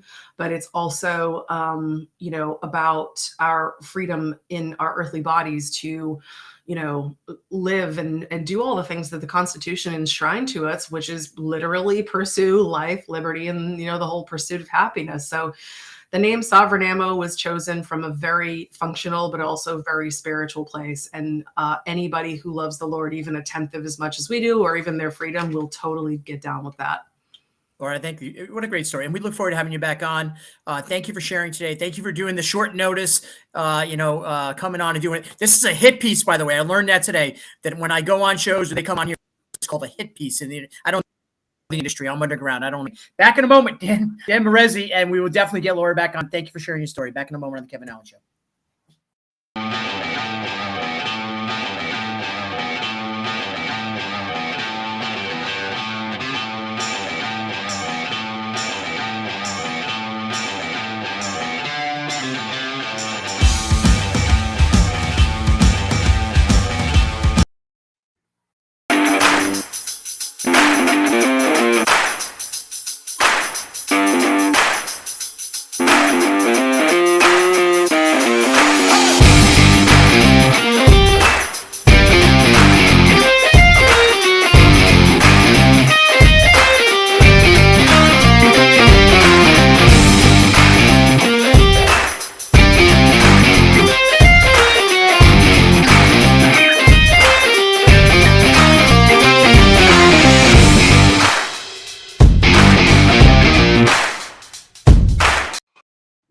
And here we are. We are back, and we have the man who ran against Bob Duff in Connecticut, the senator who I often like to refer to as the spatter. He speaks about the law enforcement officers spitting on him. Of course, I'm referring to not Dan, but his opponent that he ran against in the Senate race here in Connecticut. But let's not talk about that guy right now, because Dan, you're fired up. You're a young guy. You got the energy, but you're not just taking on bad apples at the Senate races. You're also taking bad apples on in the Republican Party here in Connecticut. Talk a little bit about what's going on in your life, Dan. Well, yeah, absolutely. Be back on, Kevin. It's been a while. So I'm just going to ask you, Dan, if you could try to change your adjustments on your audio, or you can call me on the phone and we'll go into a live chat just like that, because I want to make sure people can hear you correctly as we do this live show.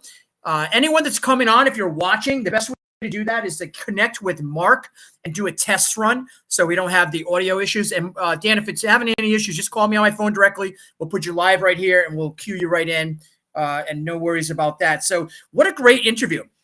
Laura is a ball of fire, you can tell. And yes, she watching her at SHOT Show. Now, one thing that stands out at SHOT Show is it's all burly men, in camouflage. And here you see this person walking across and just taking charge and really bringing a lot of people into the conversation. And that's why when we connected, it was instantaneous. I'm all about supporting, my daughter. I want to be president. And I say it all time. So when I see powerful that are not really recognized for, women dominated, we want to share those stories. And that's exactly what we did. I think we got Dan on the phone now. Dan, are you there? Hey, yeah, sorry, I don't know. Computers. It's probably the feds already. Yeah, the Fed on you. They're working for Mr. Proto here, Ben Proto. I called him Dan Proto this morning. Does he have a brother, Dan? I don't even know that. I don't know. The less I know, the better. Maybe I was referring to you, Dan, and combining Ben, because I have a little dyslexia, so I kick it around once in a while. So first of all, you ran for office first here in Connecticut. You got involved with the Republican Party. The Republican Party in Connecticut is not unlike us. I think a lot of parties. They're very, very, I think, trying to find their identity. But let's talk a little bit about your experience and kind of walk us up to what's going on currently in Connecticut politics. Well, what I see happening in Connecticut politics right now is cognitive dissonance. I want to make it very, very clear that what I'm fighting for is the Republican Party, the GOP, and Republicanism. The problem is, it was, again, I was truly honored and flattered to, be a part of the GOP family and to run for a Republican ticket. I mean, this is by Republicans, so, it was a dream come true. And as much as a life-changing experience that was, and getting to do something and try to represent the people, it was also a eye-opening experience, because you really got to see how the bread was made. You know how the omelets that have to get the eggs that have to be cracked to make the omelets. And what you find out behind it is I'm not talking about the candidates. I'm not talking about certain RTCs or any RTCs, or I'm certainly not talking about the people who donate and the people who have faith in our GOP. I'm talking about a ship that has been there for probably as long as the supermajority of the Democrats, who have nothing to show anything that they do, and then have the audacity to, during this time where people in Connecticut are truly struggling, the person who was working 9 to 5, the mom and the dad who's worried about their heating bill, who is worried about the cost of groceries, who's worried about how they're going to save up for the one football camp a year and the one vacation they can send their kids to. That's the issues that are on the ground in Connecticut, and the GOP apparently, their only care in the world is to appeal to the neocon crowd, to go back to the country clubs, to throw on their seersuckers, to throw a birthday bash for Ben Proto and make people pay to go see it, and all the while trying to change the primary rules, what the Democrats have in this state, where they, almost akin to, for your audience on a national level, almost kind of like a super delegate thing, or what they did to Bernie Sanders. Mm-hmm. They want to take the primary, they want to take the people out of the primary, because... So wait, let me ask you this now. I've heard this, and I want to qualify this so everyone can get, because we're going to have a longer topic on this, I think, Thursday and possibly next Monday, because this vote that's going to talk about later on here, Dan, is coming up, I think, next Tuesday night. But here's the deal. Ben Proto went on the Lee Elsey show, 94.9, my friend, and he publicly said there's no changes. And as he was explaining it, and let me tell you a little something, Ben, I'm just going to comment and then I'll give it to you, Dan. Ben, you're a lawyer. You speak lawyer talk. I unfortunately been around lawyer talk for a very long time and probably have a couple of the most, certainly Norm Pattis, I would say one of the more brilliant minds in law in Connecticut as a friend. I understand, Ben, when you're saying, well, we're not doing it this way, but we're going to follow this way. What you're saying is once you move these into constitutional offices, no primaries, then you could have the national rules and not have those for, let's say, Themis Claus's campaign, right? Yeah, it's literally all to protect them, like Dan Malloy and the Mrs. Eversources of the world and the people that they deem acceptable. Wait, they're protecting Dan Malloy? No, it goes back to the whole thing. That's who they want. That's who they want. They want to go back to, because in Connecticut we have functioned as a uniparty. The Connecticut Republicans have functioned to try to reach. That's all I heard. Reach across the aisle. And listen, I am a pragmatist, okay, and I believe in Americanism. Unfortunately, the people across the aisle, I don't care what you call them, but they're communists now. They do not believe in fundamental Americanism. They do not believe in the guy punching the clock anymore. They don't care about that vote. Their vote is for the elite and the subsidized class. Mm-hmm. And the people in the middle are being pushed on both ends. And the GOP, all they care about is their donor class. And the Connecticut GOP is actually a microcosm of the battle that's happening on a national level. Is there are voters, those old blue dog Democrats that aren't these radical liberals, those voters are there. And the Republicans here in Connecticut either don't want to represent them or don't care to represent them. Either way, to me, that speaks as it's not a serious party.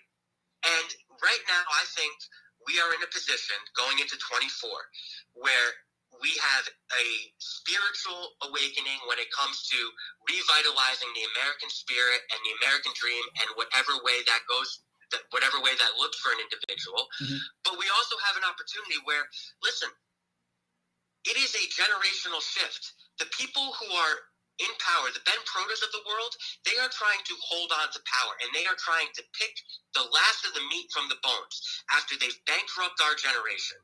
They have no agenda for the family under 40, for the person who's trying to start a life. Our Connecticut GOP, even though they're in a minority, they should be proposing bills and laying out agendas that show true courage and show that they want to stand up for the people. Okay. They shouldn't be dragging in Nikki Haley and throwing birthday parties and pontificating about rule changes. That's all charlatan backdoor stuff that Democrats do. Right. And they wonder why they have low voter turnout in 22. And again, this is no disrespect to one of the men who's literally kept Republicanism alive for the last, whatever it is, 6 years, Bob Stefanowski. who I think was, he had a lot of snakes around him. And they did not allow him to be the fighter that he could have been for this state. But I got the same complaint from people around here when I was campaigning with Mr. Stefanowski, who, again, I support and still would support, is what's the difference between Bob Stefanowski and Ned Lamont besides, tax cuts? And that was a tough question for me to answer because, A, I'm not going to speak for him, but B, the GOP has no soul in this state. It has no conviction. We need to stand for something. Connecticut is where the Culper ring was. It's where the revolution at its early age. We are the constant state. We need a GOP that reflects that spirit and a GOP that actually stands up for the people and wants to bring back wealth to this, not through another tax or a fee, but maybe by, trying to get a natural gas pipeline, by worrying about our infrastructure, by fighting for our zoning laws. We need to stand up as a party. And until that's going to happen, elections are just going to be exactly what we have been going. And to me, sorry, I'm taking up too. No. Listen, I'm loving it. By the way, you're a pretty smart sounding guy. What do you do for a living? I mean, you're in the transition. I know we talked, you ran and everything. Are you doing Fox hit pieces on Fox yet or no? Well, hopefully we'll get there. We have some stuff brewing. I've been doing a lot of writing, a lot of policy writing, believe it or not. And we are trying to gather some, infrastructure and some people and try the best way to spread our message. And I'm preparing to have an announcement in the few coming weeks. And hopefully, we can get the show on track. Because the way I look at it is we have one last chance. And I don't care, and I know Connecticut, because I know the detractors, all they're worried about is Trump. Because they're worried about Trump, it has nothing to do with his policies or his voter or anything. They're worried about Trump because they're worried about the one person that the Republican voter, the Republican GOP cares about opinion, and that is the upper middle class suburban woman.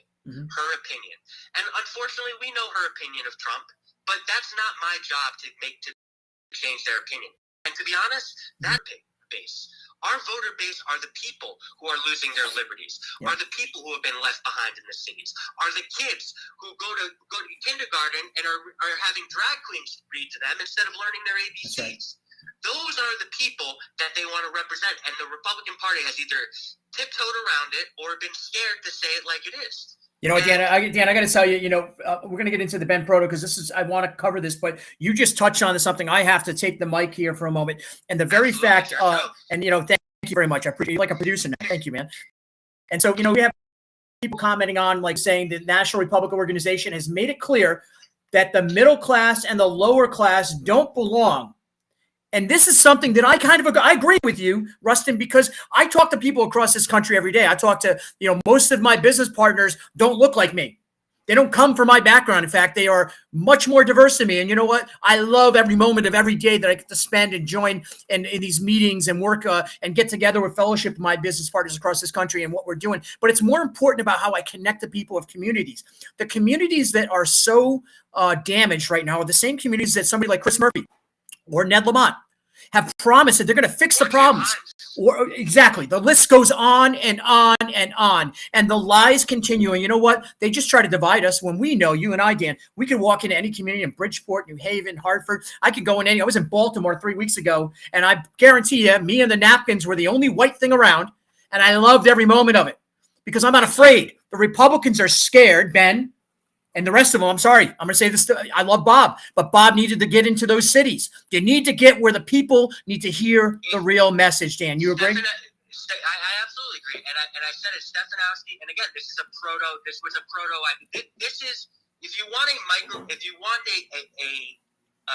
peek into the mind of a Ben Proto, Bob Stefanowski, who was picking up momentum the last month, whatever, in one swell move, took all because the man probably does take everything out of, every buffet he goes to.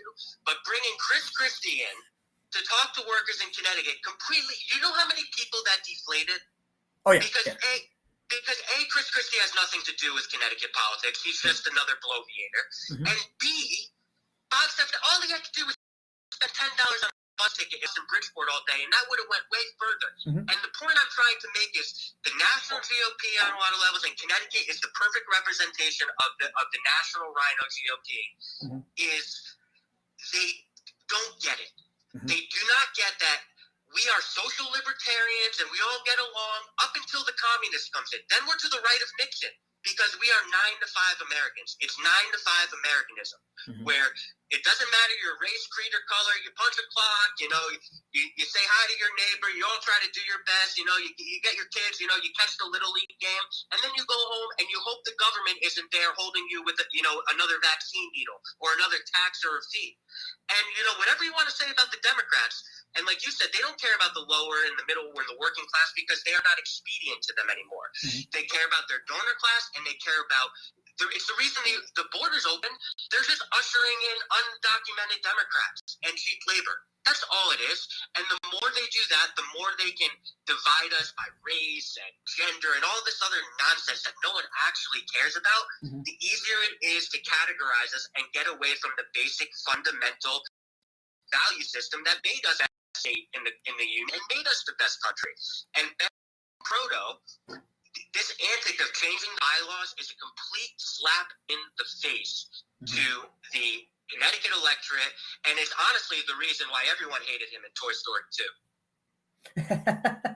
2. Okay, so listen, this is a very serious. Now, the posting I got was from Sally Fink. She's been on the show. Of course, she writes, and she, she's a great lady. She is a great lady, and she's got this out there circulating now that this proposal is going to be voted on next Tuesday by Ben Proto. He's proposing this change and the bylaws. He, of course, denied it yesterday on Lee Elsey's show. You can listen to it. I don't know what clip number it is, but we can try to clip that ourselves and put it out there. He's denying it, but yet at the same time, as he double talked during the interview, he also went along with the fact that there was some change coming, or he alluded to it. So what can people do, Republicans in Connecticut especially, about this possible change, and what can they do before Tuesday to impact that change, Dan?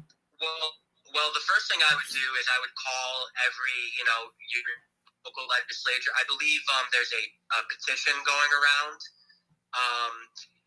and I would make your voices heard, and I would make it very, very clear to Ben Proto and the GOP that your money is not state party.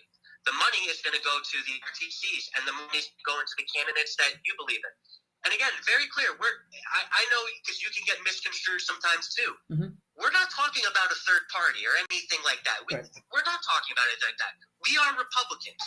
It's time to bring the Republican party, as Trump said, away from the freaks, the weirdos, and the neocons, and back to the people who need representation, who are yearning for representation. And I think this should be a big wake-up call, because even the fact that you are thinking about it, proposing bylaws, do you really think that is on the list of issues that the Connecticut voter has, the Connecticut Republican voter? No. They don't even know that they're using a slush fund to fund their own candidates. They don't even know that. Right. So the fact that they're even thinking about them, it's the old line at casino. You're either in on it or you're too stupid to know about it. Either way, you're out. Like, it is a complete slap in the face to the voters, and I think it's time, and I actually am very hopeful about 2024 in the state. I think that it is a time where we can actually build a new voter base of all races, creeds, and colors, and preach individualism, small government, and 9 to 5 Americanism, and have a social safety net and social programs and where towns and communities can take care of their own, and we can all bond under that.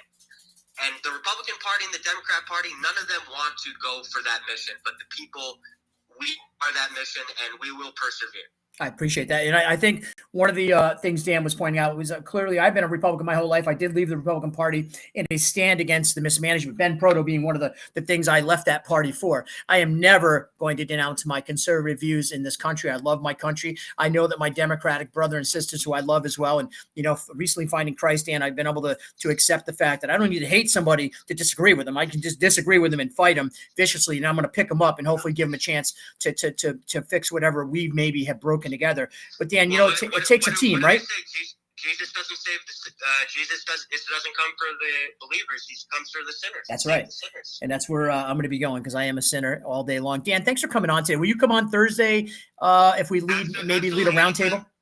Absolutely. Well, I'll come on, whatever you need, and we'll get the mic working. And thank you to your audience, and just, stay tuned, because, the only way to move forward with the GOP is to go right through it. There you go. Dan, thanks so much. And we will be in touch soon. Thanks for coming on today. So there you go. An update right here going on in Connecticut. And one of the interesting parts about Connecticut's politics is that it's rich in it's reaching, actually, was what I was going to say, but it's rich in the fact of who they really, really care about. Now, you look at the two parts of Connecticut. What am I talking about? Well, it's the Gold Coast versus the rest of us. You look at the Republican Party, and even in the Capitol, I would get from folks, lobbyists, people asking me who I was, who I represented, where are you from? I'm part of Connecticut. And I would respond, and I'd say, I'm from up in the quiet corner, the 45th House seat. And, and they figured it out, and they'd be, you're up there with them. You see, because us and them is the difference. It's the blue collar, dirty fingernailed men and women of the state, just like the country, who actually don't feel connected with their own party politicians. And quite honestly, Dan talked about, fixing the Republican Party. And I would like to see a fix of all parties, Democrat included. I think all people are afforded and fairly should be given the time to be heard. Their politics should be exposed, and if they're running for office, transparency. See, but Dan talked on something as well, which is what happens at the state central category is Ben Proto, very well known for his sort of disconnection to people's concerns, refusing to accept the fact that this new generation of conservative energy that could really build up Connecticut's base, he doesn't want to be a part of. He's rather be the Chris Christie's, and he'd have in, the Bush family dinners and all this stuff. And I don't go to those things personally. I've never gone to them. I don't care to go to them. I think they're an overplay of people's, just boosting egos so they can walk in and sashay around the room. I've been to, back in the day, I did fundraisers when I was in office with Heather Summers, the current senator. And, one of the things I really, just looking back, I hated asking people for money. Hey, I still have a problem with that. I wish I had a better way to ask people for money. But, asking people for money, donors, that is, there's an exchange, a value exchange of what can you give as a Republican in Connecticut right now? Let's say that you knock on a door in your community, you're running for office. What can you tell your community you're going to do for them that's going to improve the quality of their lives? It's kind of the same question he said about what's the difference between you, Ned, and you, Bob. What is the difference? Well, quite honestly, what can Republicans do? They've been in the minority for 40 plus years. There's been 2 Republicans and 1 independent. Okay, think about it, guys. Two Republicans. John Rowland, second term, gets released. He leaves office just in this investigation, disgraced. Jody Rell takes over. Jody Rell is a fan fave. Of course, she is a really sweet, honest person who's been around the swampage of Hartford. But, didn't make her seem, that connected at the time she did her term. She left. Well, Dan Malloy comes in. Of course, think about who ran back in that day. It was Tom Foley, guys, right? And, of course, you got to go through all the primaries. And I was deeply getting into politics when those elections were coming on. And when you look at what Tom Foley did, Tom Foley just threw money. He's a disconnect. He was a frustrated old white man that had a lot of money and figured he's just going to buy his way into a political position as governor. And we see this time and time again, rich white men running for office. Well, let me just clarify. I don't care if you're white or not, but it just happens to be the color of these folk and the identity of them. And you can like it or not. Sorry if I disappoint a few of you folks, but Ned Lamont's a white guy, and he's very, very rich. He's a beneficiary of the tax breaks that he criticizes. He's benefited in his life from the money that he's earned, and I give him no disrespect to the money he's got in his pocket. God bless him, and I hope he does good with it. But the audacity of people like him and Tom Foley to think that they could just buy their way into these systems. That was my frustration when I left the Republican Party. I see someone like Ben Proto, who is only worried about creating lanes for opportunities for people he believes are good candidates. He doesn't want the Republicans to choose. He doesn't want the core group of people in their system. And again, listen to me. I don't have a horse in the race. I'm not a Republican. I'm not a Republican in Connecticut. I am a libertarian in Connecticut, period. Let me end that right now. Until I think otherwise about any party, Democrat or Republican or whatever party I might go to or support or find a connection to, it's regardless. I'm a free thinker right now. I'm a libertarian. I think about everyone's rights first and the facts of the matter come in. Listen, your rights should be the forecast of your future. And right now in this country, we don't have rights. And when you're seeing in political systems, when they start to move into these centric type positions where they're going to hand pick and choose the people that take power. Well, let me tell you a little something. It is the time when you should get concerned because they're doing exactly what the people we're fighting against are doing. They're joining teams with the people that we're fighting against. And yet they're trying to convince you to keep on fundraising, to keep on producing, the energy that you need to produce. And by the way, it is all a smoke and mirror game. So people can walk around at these fancy parties, get their champagnes, walk in their fancy dresses and heels, put on the fancy suit, and go out and pontificate. Is that the word to use? Pontificate. I think that's the word to use, Dan. About all the great things that they've done, all the great things they're going to do, and how they're fighting for the American people. Back in a moment, we'll wrap up the Kevin Allen Show right here. Pretty good energy today. I'm going to wrap it up with some positive. Back in a moment.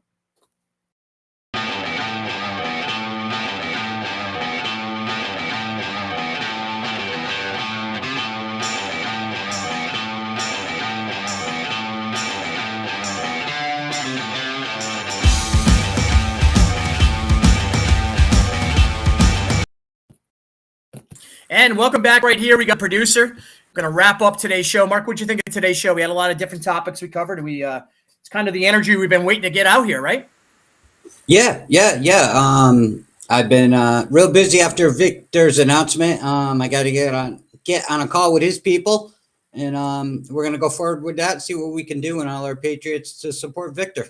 That's right. Victor, of course, today on the show live, Victor Avila announced his run for Congress. We're going to get to be able to cover that, and we will certainly look forward to just sharing in the energy that Victor's going to put out. I love this guy. His story is pure, it's honest, and it's real about the American dream. We talked about other topics, obviously the 2A topic, Laura coming on and talking about why she left Maui. You think of Maui, right? It's like the most beautiful place in the world. Paula talks about her sister lives out in Hawaii, and you think about how Maui just gets that kind of attraction. No one wants to leave Hawaii, but yet there's a family right there that said, they didn't like how things were going during COVID. They went to Florida, and she stumbles into a career in the defending actually and standing up for 2A rights. We'll be talking with more of her later down the road. Unapologetic, by the way, about supporting Trump and DeSantis. I found that to be very powerful from her perspective. Also, just finishing up with Dan. Ben Proto. Mark, what's your take on this Ben Proto situation in Connecticut? Ben's in trouble. The party's in trouble. They've been getting their butt kicked forever because they can't find the right message. And the biggest problem with them is they don't listen to people, or they're listening to the wrong people, but they're not listening to the people that are punching the clock, funding everything. Yep. It seemed like that's a common problem across the country. Of course, down in D.C., the Republican National Committee, we see with McDaniels and all this stuff going on. It just seems like it's a big scam. And again, I'm going to go back to what I experienced, Mark. When I was down at CPAC, there was no real big corporate medias there. It was the lower hanging fruit. This is where the information is coming from. What can we do to make sure we get better information to our listeners, Mark, in your opinion? Because 2024 is like almost here. We got to get ready to get the information out. What do we got to do? Research. And I want to tell all our viewers, guys, question everything. You see a big sensational news story going on, look around, see what they're trying to hide, what's going on. And also, I believe everyone needs to remember all these politicians, they're public servants. They work for us. And I don't know. I never could stand when someone's like, oh my God, the governor, or this or that. I'm like, no, our founding fathers, they were supposed to be citizen farmers, go make laws, whatever you got to do, handle the country, go back to the fields. It wasn't intended to be a lifestyle of the rich and famous. 100%. And somehow we get twisted in with the evilness that came with slavery and all this into some kind of conservative movement in this country. Somehow that picture's been painted by corporate media. And I know, and you know, and I know specifically because of my place in the world now, of course, understanding how God can impact and move you to meet people across this country. That actually isn't the feeling of people. Corporate media spreads that divided word. We're going to spread a word of forgiveness and inclusion. And so Democrats, you're all welcome on this show. Republicans are welcome on this show. If you're crazy, we'll call you out for it. We'll still try to love you at the end. Mark, we're going to be up tomorrow. What do we got tomorrow? We have anything good? I'm working on some top secret stuff, and if it comes through, I'll do a quick post. Top secret stuff for Mark. There you go. We'll talk to you later, Mark. Hope you guys enjoyed this show, The Kevin Allen Show. It's not an episode. It's a show. I don't know what to say. Hit piece. I'm learning this language. 3 years into the industry, I don't even know what I'm doing. See you tomorrow. Thank you for watching today's show. Now go out and do good things. Please subscribe for the latest updates and remember to like, share, and comment often.